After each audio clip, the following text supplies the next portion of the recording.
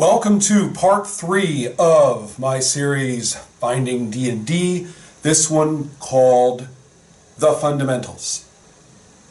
This section and the next are framed in that overriding context of orthodoxy, which I've already presented, because orthodoxy, although it looks like it is the thing and the controlling thing and the most visible manifestation of the thing, isn't. Orthodoxy looks as though it defines the facts on the ground about what the religion is and how it is to be practiced. And once the pedagogical cycle comes underway, so that it is no longer a matter of conversion, but a matter of personal development to be part of the Orthodox practice, even in those circumstances, local practice is the religion. Local practice is what happens. It's what people actually do. And an orthodoxy which fails to recognize this is riding a tiger which cannot last. The circumstance for D&D begins with people I've already mentioned, people who continue to play using their older books and with more commitment to their own historical practice than to whatever may be published or next or be pronounced official at an economic level. The numbers are unknown, but as I indicated previously, they're estimated to be quite large.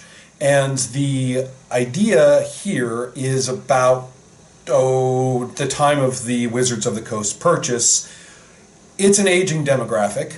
Those orange-spined Advanced Dungeons & Dragons reissues from the mid-'80s are probably looking a little battered. The support materials have been mined and mined and mined again at the table. The original work is starting to really outgrow the textual work. And this particular group of players, scattered and local, many of them scarred by perhaps being forced to burn their books during the Satanic Panic. Any number of very intense and isolated personal histories are involved.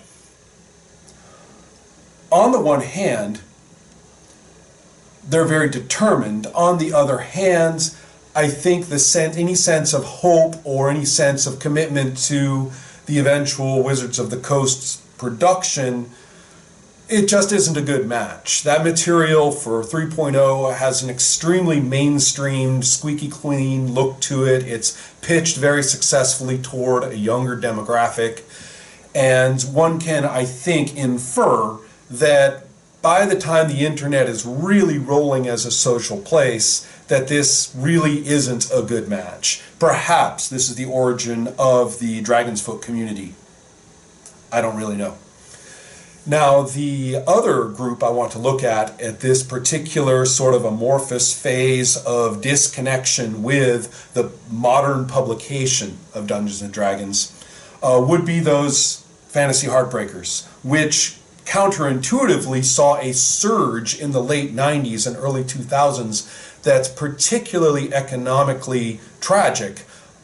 This is prior to digital print. This is when getting into the game stores and into Alliance distribution is still getting hyped and pushed by game store owners who are really the only people that many game designers out there were encountering for advice.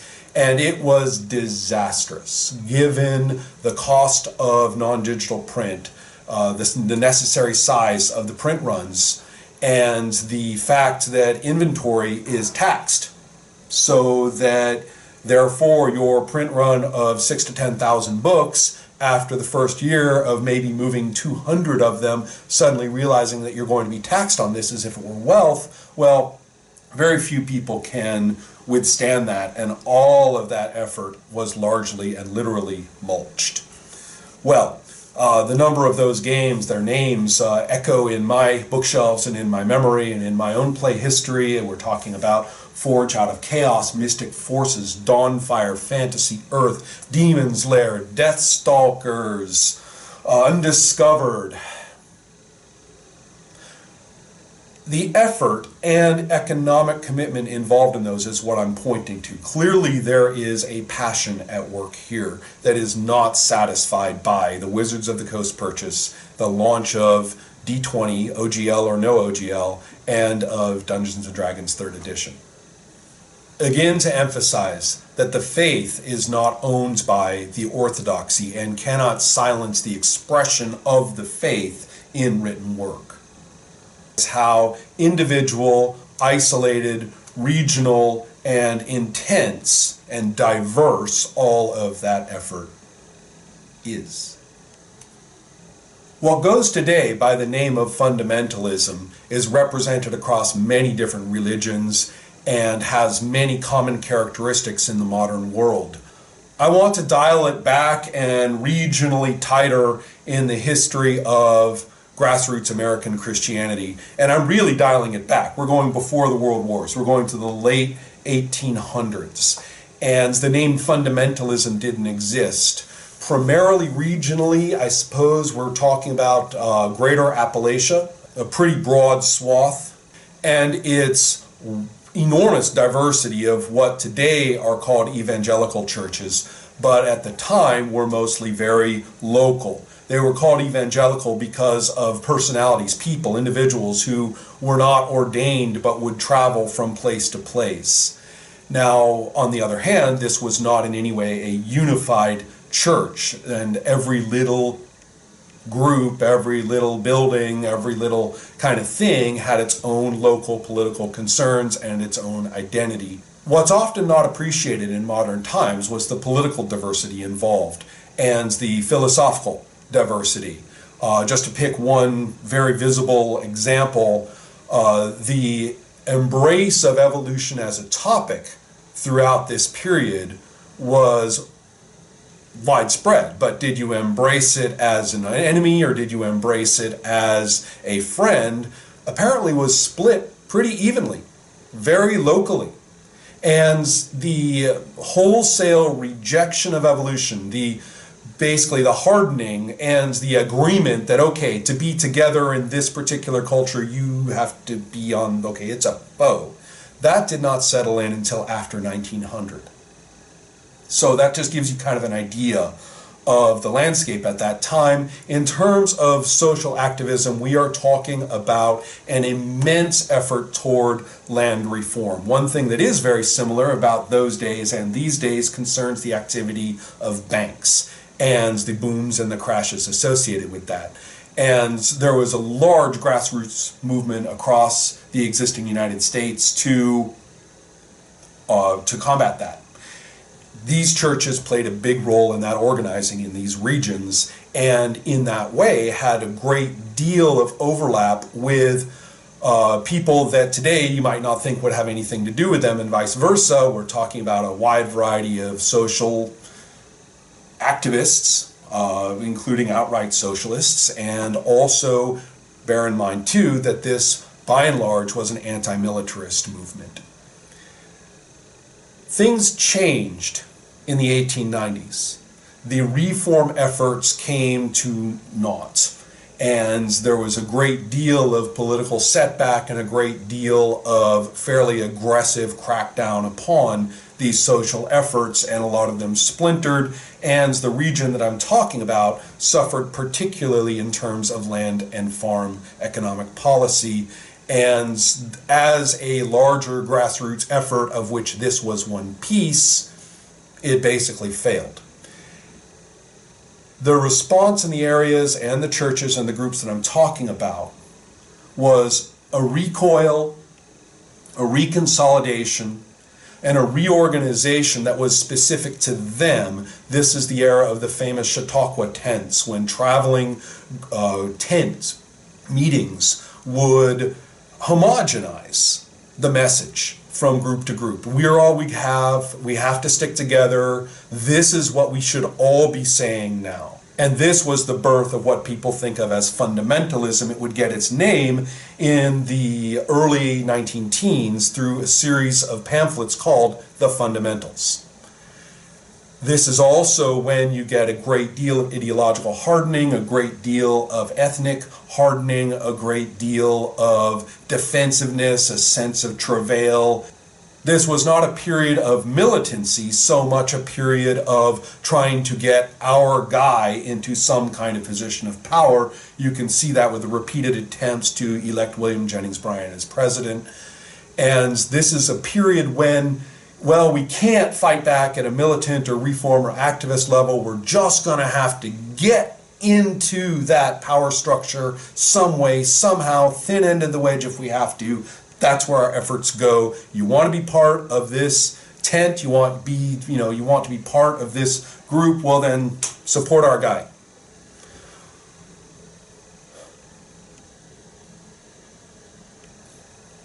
So my model at the moment is that transition across those two characterizations of the history of evangelical and Christian political activity in the United States. Later history, post-World War II, the move to the Sun Belt, the rise of radio and TV evangelism, the role of the John Birch Society, the sort of battle for Jesus that occurred between the counterculture and the militarist culture, and the later developments called moral majority and so forth. None of that really has much to do with what I'm talking about. Here the question from outside of that particular grassroots, alienated, perhaps beleaguered faith, from outside, one asks what seems like a perfectly reasonable question, which is, what's the big deal? If you like playing it that way, if this is your practice and nobody's, stopping you now anyway, why not just live on your hillside and raise your goats and love God and do it the right way and be secure in your knowledge that nobody else is, but you are, and be happy.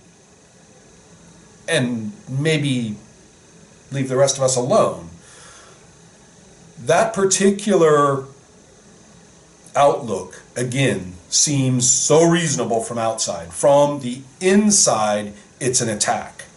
And it's a sense of there is a spirit here which the orthodoxy has not preserved and which the larger population is indifferent to. And that it's fading. It'll fade with me. It'll fade with my books. These books are not being replaced. There is no system in place for people to learn them except for me.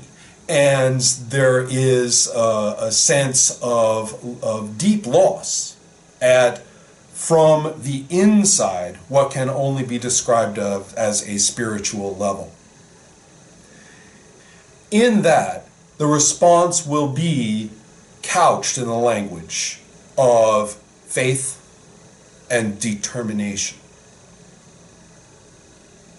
Well, look at the whole next decade of shocks. We start with the production of Dungeons and Dragons 3rd edition and all of the associated things, particularly the glut in the stores, not only of the TSR material, but particularly all of those D20 materials authored by other people came out in immense profusion. The veterans of the Wizards of the Coast are intimately familiar with the practices of game distribution and marketed it to perfection, and every store owner just ordered the bejesus out of anything, no pun intended, and you end up with this mass of indigestible stuff in every single store. I actually brought out my first games for store consumption in 2000 and 2001. And at that moment, the store owners were unanimous in asking me, why isn't it D20? D20 is what it's supposed to be. D20 is the wave. Why isn't this? How am I going to sell your game if it's not D20? 2 years later, they could not get rid of that stuff fast enough, and they would ask me, it's not D20, is it? So faced with this enormous glut, what do we see in some of the publishing? Take a look at this, what I think of as phase one.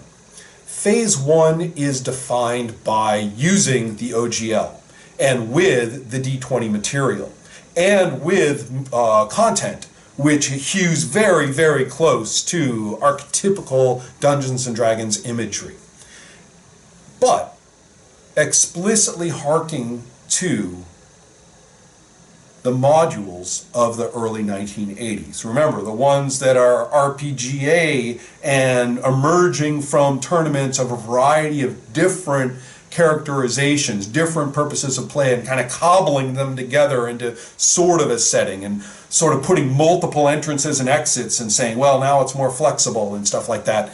These modules are much loved, and they serve as the model for the work of Dungeon Crawl Classics, which at the time was not a game, but a series of modules done in this way, and also for the game Castles and Crusades, which as a published game is one thing, but is pretty much defined by its series of modules, very much along the lines of the A and the N and the L series.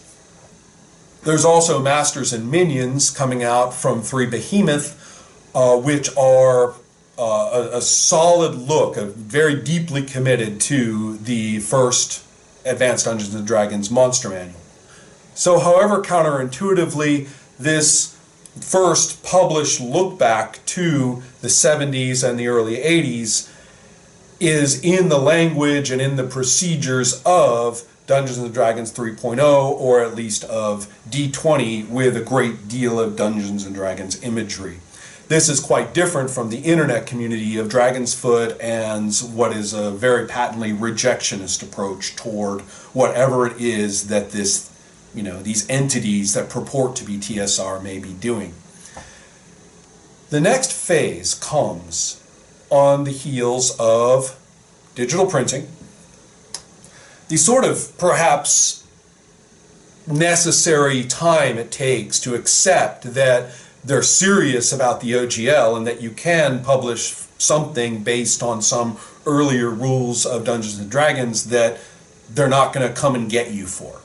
So there's this sort of softening toward TSR and the note, or Hasbro or WotC or whatever conglomerate of these existed in the minds of the people in question. And you get this wave of publication using the older rules. Interestingly enough, and perhaps not surprisingly at all, it is the Holmes, Moldvay, Menser, and Cyclopedia line that's favored.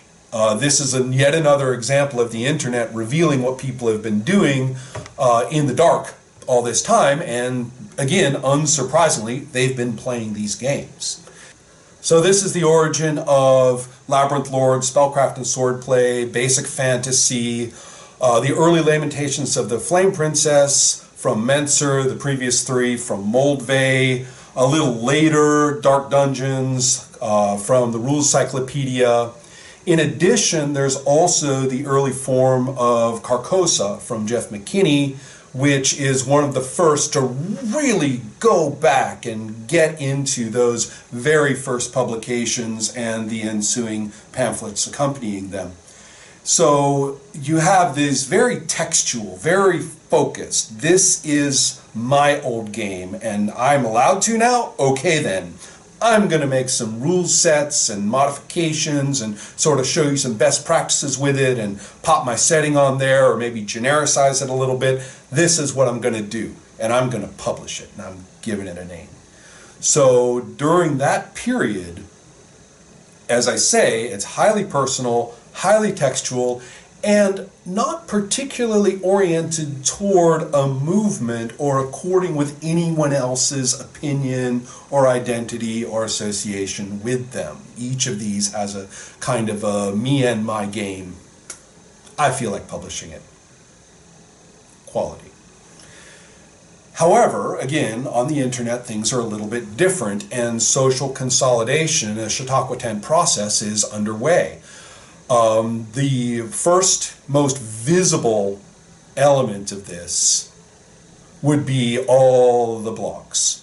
Where to start? Grognardia, Tenkar's Tavern, and Jeff's Game Blog, Dungeon Delve. I'm sure I'm missing a few in there. And then there's also the magazine Fight On, in particular, which serves as a kind of big gathering ground for people to submit materials of wide and wacky forms and really display that passion. It could well be the moment of the publication of the Fundamentals in the first version of the Quick Primer, and also in the production of the old school reference, Osric. So all of these are the effort being put into saying there is a spirit here. It's not just I'm going to publish this title, it's there is a community of people. We all agree, apparently, or we all feel the same way in some way. And just as happened, and has happened multiple times, whenever this kind of everybody come together, you've got your little group, and you've got your little group, and you've got your way of looking at it, you've got your way of looking at it, but we're all alike, right? And they all get together, and the food fights begin. There is evidently some difficulty between the historical trajectories of older Dungeons & Dragons concerning whether this is fun for the kids or whether this is underground grindhouse. And you also have terms being invented and debated, and something called Gygaxiana is perceived, and yet how is Gygaxiana supposed to go with somebody who is rather charmed by and committed to and quite creative about the Arduin Grimoire? No, these are not going to get along well at all in terms of really arriving at what we all must be agreeing about. And so this period, 2006, 2008, roughly, is extraordinarily colorful, and the finger pointing and the intense arguments and the digging back through the texts has begun in earnest. Again, with at least one claim to saying, all right, everybody, all right, this is what we're supposed to agree upon, which, far from being syncretic, was a very specific point of view. The term old school at this point is being used in a variety of ways. There's the old school reference, there's the old school role-playing, there's the old school, and then that word kind of comes along sooner or later, perhaps to kind of create a unifying effect of Renaissance. Renaissance as a word deserves an etymological look. Renaissance in English. Rebirth. This phase 3 occurs in the context of yet more orthodox shakeup to the extent of true schism. In the case of the launch of 4th edition and the extremely overt rebellion against that in the publication of Pathfinder. Now, whether the difficulties with 4th edition arise from its intrinsic properties or from a more generalized upset at all of a sudden, a new one now, without that awareness of the necessary cultural turnover. D&D is not just putting Barbie in a new box. As well as that backlash from announcing another edition on top of that in the years to come, after filling the place with every imaginable reskin of 2nd edition material in 4th edition form. Well, all these shocks served to take the gloss off the term TSR. Yes, TSR did still exist inside Wizards of the Coast. Whether that's still TSR in and of itself is a question. And then inside the huger presence of Hasbro, which was not quite as clear during the 3.0 and 3.5 days, now is overwhelmingly clear. And All of this is just taking off the idea that because you have claim to the term TSR, and now that the capacity to publish materials, rules, and ideas that you've associated with TSR, now that you've kind of separated those, the ownership of TSR no longer provides the necessary oomph to the cultural ownership, the orthodox identity of D&D, and the split is real. For the first time, you can see that the economic presence of Dungeons and Dragons in stores is now divided.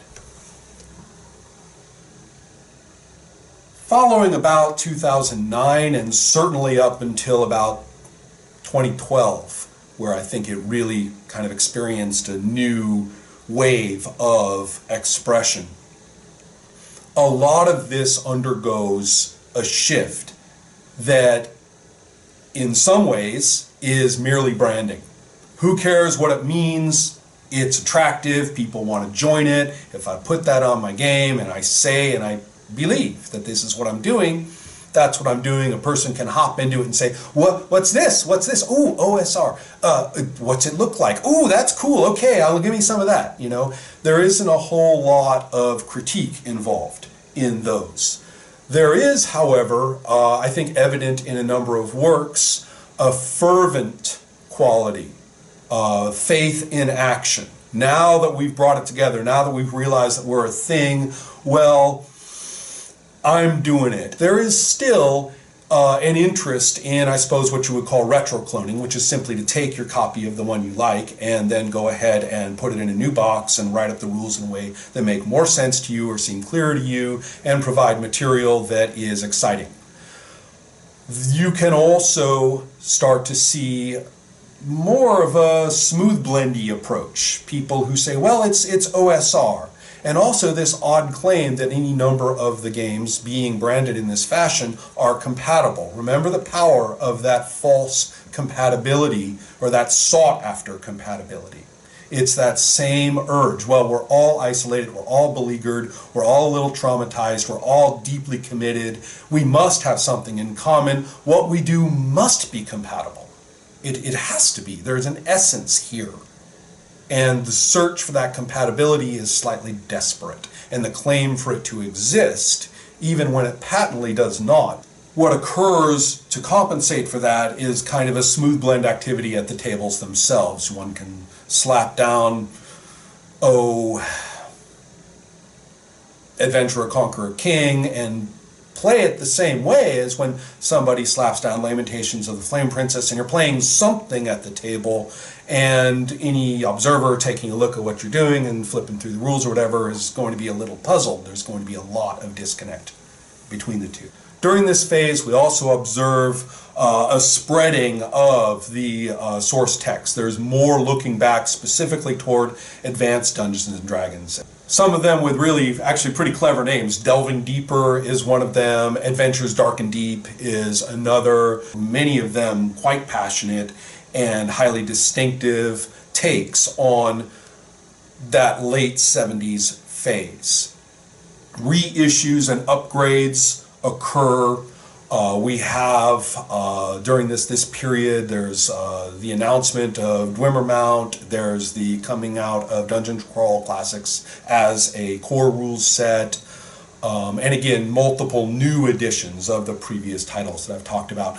I cannot possibly list all of the titles here. This isn't intended to be completist. I hope that the framework that I've provided will allow you to take a title and slot it in and see if it works with this overall kind of developmental portrait. So, old school, whether reference, role-playing, or Renaissance, it's a beautiful construct.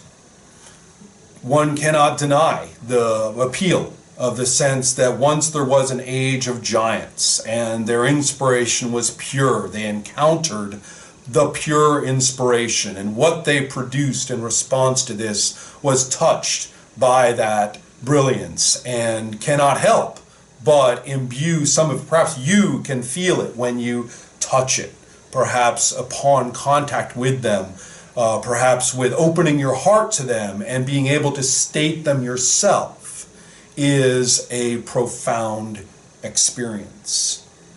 To have done this is considered the defining quality of a person who is OSR. Have you opened your heart to the Word? Have you felt it? Do you mean it? Are you with us?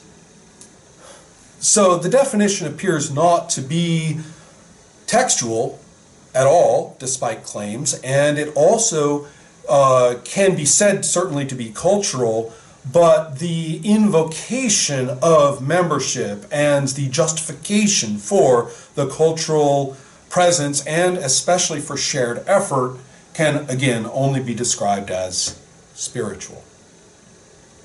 It's considered rude, impertinent, and insulting to ask, well, wait a minute, the DM is God, basically. The DM is the arbiter and adjuster of the rules as needed at any time. This is all about what the DM can do in terms of table management and in terms of the remarkable eruption of inspiration. After all, that's the one who is representative of the Word here for us. At the same time, you have a reverence toward the text themselves, that no Dungeons and Dragons text is broken, no, they're not badly written, they are the Word, and you can take one and you can do it, right? And that's what some of the retrocloning philosophy is about, is that, quit picking on them. They're not bad games. This is a good game. And that's also no surprise as to why that particular line of Holmes, Moldvay, Menser seems to have got the most attention along the way during that crucial middle period. Anyway, though, those are not particularly compatible concepts. To talk about those in any critical fashion, again, is deemed in the tent quite insulting. It would be even a little bit more impertinent to say that if you were to go into some assortment perhaps, or perhaps visit at different times practices of different of these local churches across the United States, you might be a little astonished. Some brand of Mormonism which is not LDS, or some Pentecostal church, some branch of Baptist, which is again not part of the National Baptist Organization. We're talking about snake handling. We're talking about speaking in tongues. We're talking about claims to religious history that no one else on this earth ever dreamed of. And we're talking about some social practices. You're talking about political positions. You're talking about all manner of things which, frankly, are exotic and bizarre. You'll also find a great deal of finger pointing. They don't do it quite right. We're in this congregation, they're in that congregation. No, this guy, well, in that way they look at it, no. All this until that perceived enemy is brought up, and wham, it is shoulder to shoulder. And why would the food fights be diminished in favor of this unity if it's not merely cynical branding? And the answer is, just as happened historically in the religious movements I'm talking about, the discovery of an enemy. And the enemy is simultaneously larger and institutional, and thus very powerful and very frightening, and one must kind of hold one's ground on one's hillside if necessary, but also insidious, orthogonal, non-native, different, newfangled, and highly, highly immoral.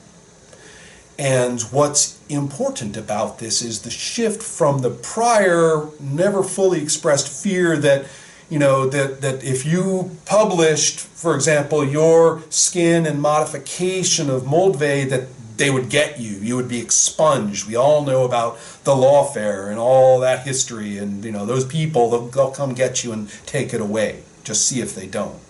Contract or no contract. But that didn't happen. And instead, the fear is not of being expunged, the fear is of being profaned. Yes, we're doing it right, but someone isn't. And not only is someone isn't, they're doing it in a way that other people are doing, and it's really bad. I mean, this is a profanation, not of Dungeons and Dragons, although that's involved or sought to find some insult against it, but also the hobby, the activity, the entire history, the fabric of what we do is under assault. Who then would be this enemy? Various candidates have occurred. It's pretty hard to make an enemy out of 3.0 when, Dungeon Crawl Classics is still going strong, and the author of Osric and co-author of the new Quick Primer, okay. We're going to say that, 3.0 and the D20 is okay. No, one can look at certainly the history of White Wolf, and certainly the sort of emo and the highly evident similarities with TSR, with orthodoxy. Well, there are certainly no friends. And then you can find others. You're looking at one, evidently.